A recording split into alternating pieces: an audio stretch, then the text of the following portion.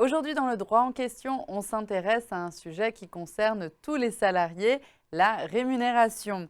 Pour répondre à mes questions, j'accueille sur notre plateau Maître Schifferling, avocate spécialisée en droit du travail. Bonjour. Bonjour. Alors, première question, comment le montant du salaire est-il fixé? Alors, comme dans tout contrat, j'aurais envie de vous dire qu'il est fixé d'un commun accord entre les parties. Sauf qu'en matière de droit du travail, c'est rarement le cas. Alors, si on n'a pas de compétences extraordinaires, généralement, s'il y a une offre qui est faite par l'employeur et le salarié l'accepte ou la refuse. Si le salarié la refuse et que c'est un salarié parmi tant d'autres, eh bien l'employeur ira chercher quelqu'un d'autre. Par contre, si le salarié a une formation particulière, s'il s'y connaît dans un domaine précis qui est recherché par l'employeur, là, le salarié peut poser ses conditions. Il n'y a pas que le salaire, il peut demander une prime, il peut demander des jours de congé supplémentaires, il peut demander des tickets restaurants, un téléphone, une voiture de fonction. Il y a plein d'éléments dont il peut discuter si l'employeur ne veut pas lui donner un salaire un peu plus élevé. Donc, peut-être plus on est compétent dans le domaine, plus on va pouvoir essayer de faire monter un petit peu les enchères. Plus on est compétent et plus notre spécificité est recherchée. Alors, est-ce qu'il y a des règles justement pour fixer ce salaire que l'employeur doit respecter? Alors, il y a une règle absolue qui est le SMIC.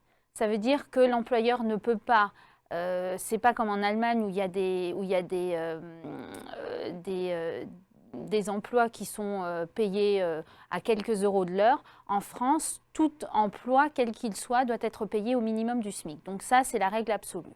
Ensuite, il y a des conventions collectives qui prévoient parfois des minima salariaux. Ça veut dire que les organisations syndicales discutent chaque année et réévaluent ces minima. Donc, l'employeur doit normalement les respecter. Si l'employeur ne les respecte pas, le salarié peut aller d'abord demander à son employeur qu'il les respecte ou sinon aller devant le prud'homme pour les faire respecter.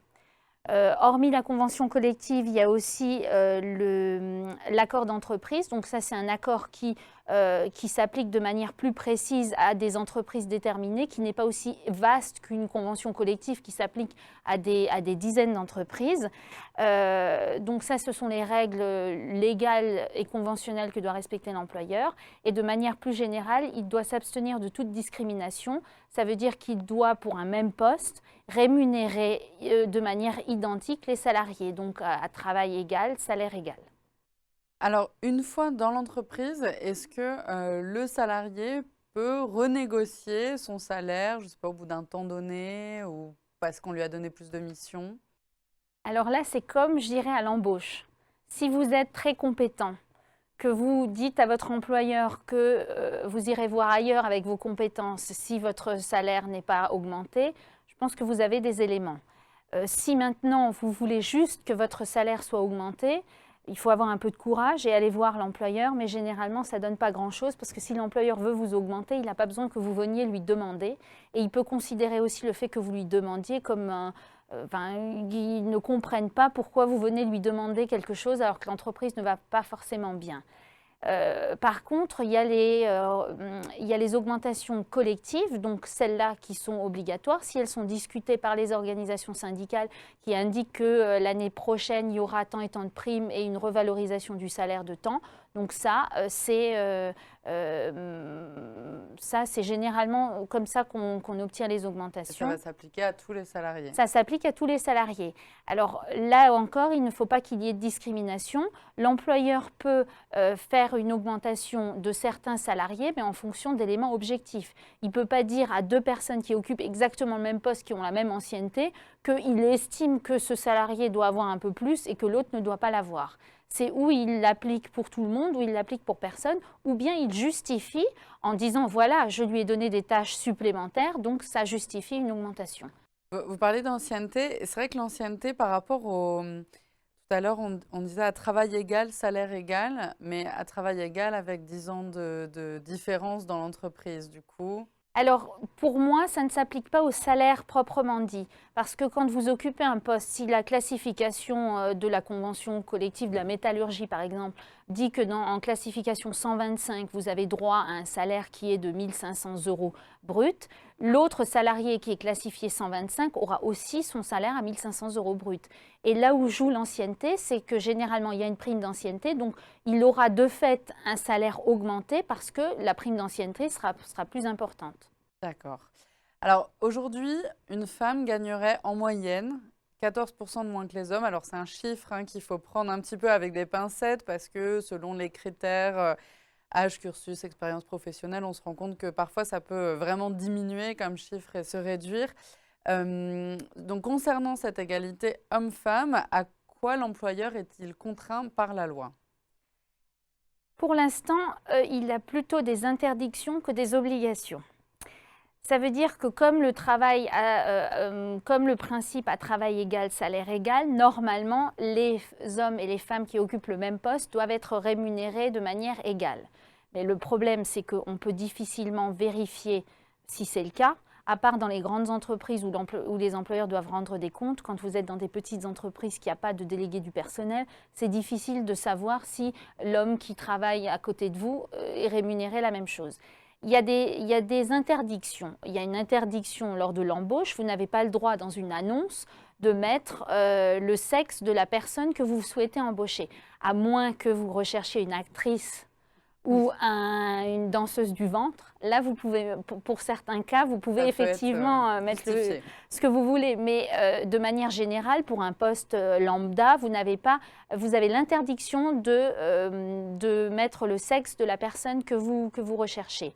Dans le même sens, en matière de rémunération et de déroulement de carrière, vous ne pouvez pas augmenter quelqu'un ou le faire passer à un niveau supérieur juste parce que c'est un homme ou parce que c'est une femme. Il faut avoir des éléments objectifs, comme dans ce que je venais de vous dire pour la rémunération. Il faut avoir des éléments objectifs pour justifier l'évolution. Et depuis une loi récente, l'employeur doit, vis-à-vis des représentants du personnel, alors ça s'applique que quand il y a des représentants du personnel, élaborer un rapport écrit et doit négocier sur l'égalité homme-femme.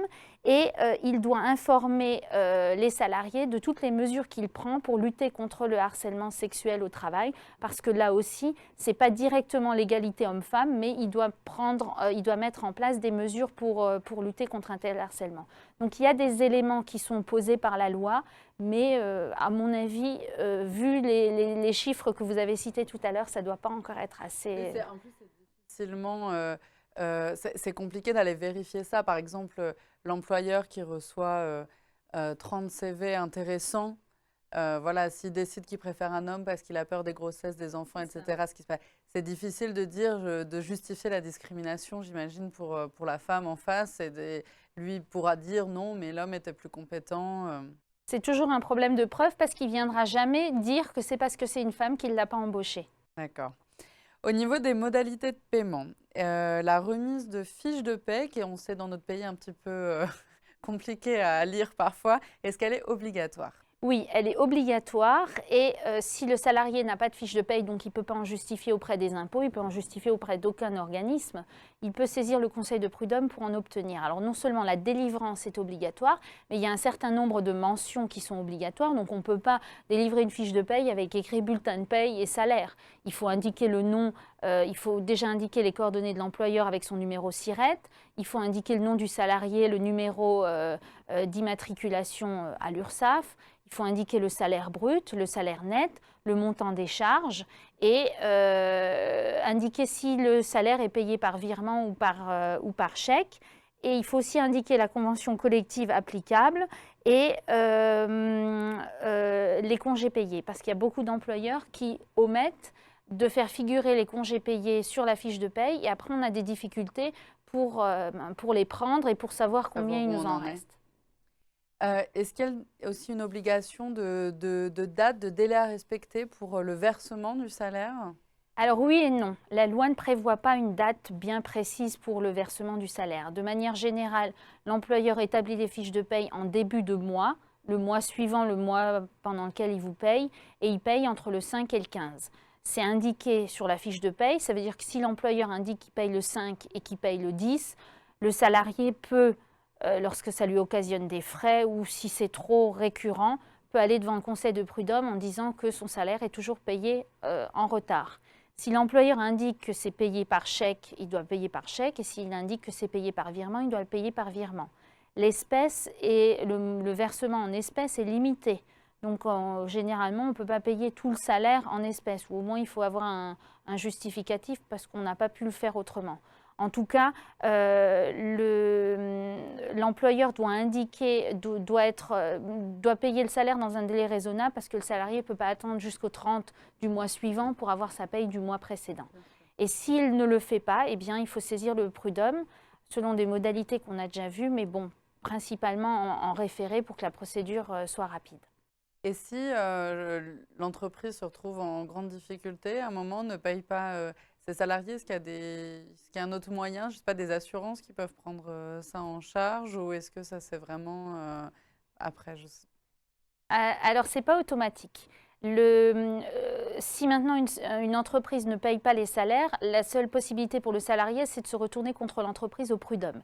Si l'entreprise a vraiment des difficultés et qu'elle est mise en redressement par la chambre commerciale du tribunal de grande instance, en Alsace-Moselle, sinon c'est le tribunal de commerce, mais si elle est mise en redressement ou en liquidation judiciaire, là il y a une assurance qui prend le relais, qui s'appelle le CGE-AGS, donc qui garantit le paiement des salaires sur une certaine période avant la mise en redressement ou la mise en liquidation. Donc si c'est un redressement, l'entreprise existe encore. Donc le fonds avance les salaires, mais l'entreprise continue à travailler pour essayer de se redresser. Et si c'est une liquidation, eh bien les salariés sont généralement licenciés par le liquidateur, mais ils récupèrent toujours les salaires si c'est des salaires proches de la mise en redressement ou en liquidation, parce qu'il y a un certain délai à respecter. En tout cas, le salarié, en cas de redressement ou de mise en liquidation, c'est l'un des seuls à être sûr d'être payé. Contrairement aux impôts, à d'autres créanciers, le salaire, lui, est payé. Pas tout de suite, mais il est payé. Merci beaucoup, Maître, d'avoir été sur notre plateau. Et puis, on se retrouve le mois prochain pour une nouvelle chronique. Avec plaisir. Notre édition est à présent terminée, mais ne bougez pas tout de suite. Dans la suite de nos programmes, retrouvez un nouvel épisode inédit de Schwarzblatt, c'est chic. Pour ma part, je vous souhaite une bonne soirée et un excellent week-end.